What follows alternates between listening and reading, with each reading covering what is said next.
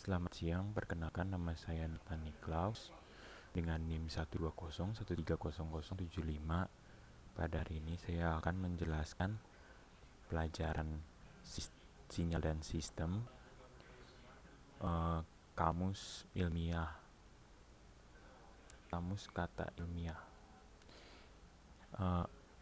Pekan kedua ini saya yang menjelaskan pada materi kemarin itu Mathematical Description of Continuous Time atau deskripsi matematika dari sinyal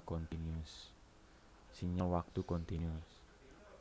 Pertama, saya mengambil dari fungsi continuous, fungsi dari sinyal continuous, fungsi dari sinyal waktu continuous. Sinyal waktu continuous itu adalah suatu fungsi yang dari asalnya dari fungsi tersebut merupakan bagian real dan variabel bebasnya merupakan waktu. Jadi fungsi kontinu itu bisa disimpulkan G T mempunyai nilai yang ditentukan di setiap waktu T. Ini gambarnya, gambar yang A ini itu sinyal waktu kontinu, ini juga sinyal waktu kontinu, ini juga sinyal waktu kontinu, tapi yang ini bukan. Ini tuh sinyal discontinue dari G. Karena dibilang discontinue karena pada setiap satu waktu ini ada dua di satu waktu ini ada banyak nilainya. Beda dengan yang ini. Ini di satu titik, di satu waktu ini ada satu nilai doang. Kalau ini ada banyak. Jadi dibilang discontinue. Terus lanjut, yang kedua ada sinyal diskrit. Sinyal diskrit ini, keuntungan penting dari sinyal diskrit adalah bahwa mereka dapat disimpan dari proses secara efisien menggunakan perangkat digital dan algoritmik numerik yang cepat. Karena sebagian sinyal praktis adalah sinyal kontinu, sinyal diskrit dapat diperoleh dengan sampling sinyal kontinu menggunakan identitas Euler. Dengan sampling sinyal kontinu, udah sampai situ. Dengan menggunakan identitas Euler, sinyal dapat dinyatakan dalam kosinus dan sinus. Ini gambarnya, gambar sinyal diskrit kompleks eksponensial yang bernilai xt sama dengan j pangkat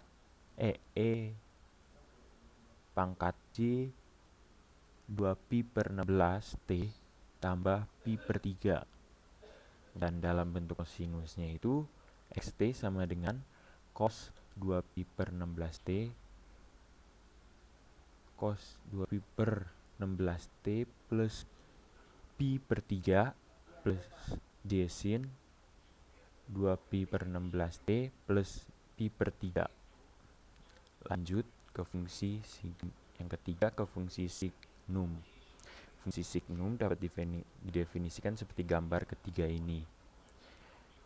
Di signum ini, pada signum t bernilai 1, itu t-nya itu berada di t kurang dari 0. Pada saat signum sama dengan 0, t itu sama dengan 0. Pada signum t sama dengan 1, t-nya itu kurang dari 0. Sama dengan min 1 ya tadi. Ini ilustrasi gambarnya. Ini yang sebelah kiri ini merupakan definisi matematisnya yang lebih tepat daripada sisi kanan. Terus sisi kanan ini paling sering dilihat. Juga tidak ada sinyal praktis yang dapat merubah menjadi discontinue jika perkiraan fungsi signum dihasilkan oleh generator sinyal dan dilihat pada osiloskop. Itu akan terlihat seperti grafik yang sebelah kanan. Lanjut ke fungsi keempat, fungsi unit step.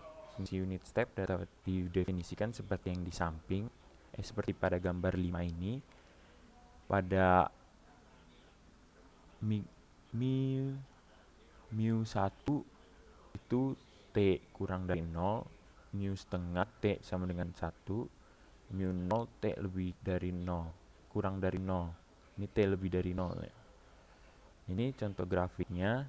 Jadi fungsi unit step itu disebut unit step karena pada saat mu T sama dengan 1 itu bisa disebut sebagai sinyal. Fungsi unit step itu seperti pada gambar 6. Grafik sebelah kanan itu didefinisikan matematis yang lebih tepat dibanding grafik sebelah kiri.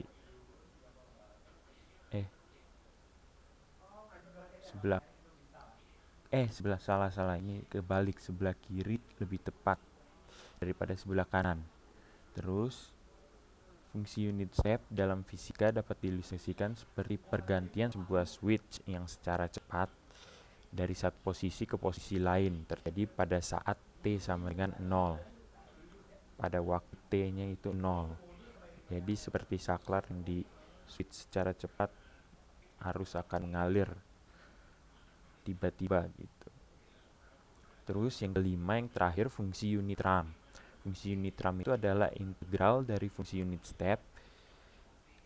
Fungsi unit RAM itu disebut unit RAM karena pada posisi T kemiringannya adalah satu amplitudo per satuan waktu.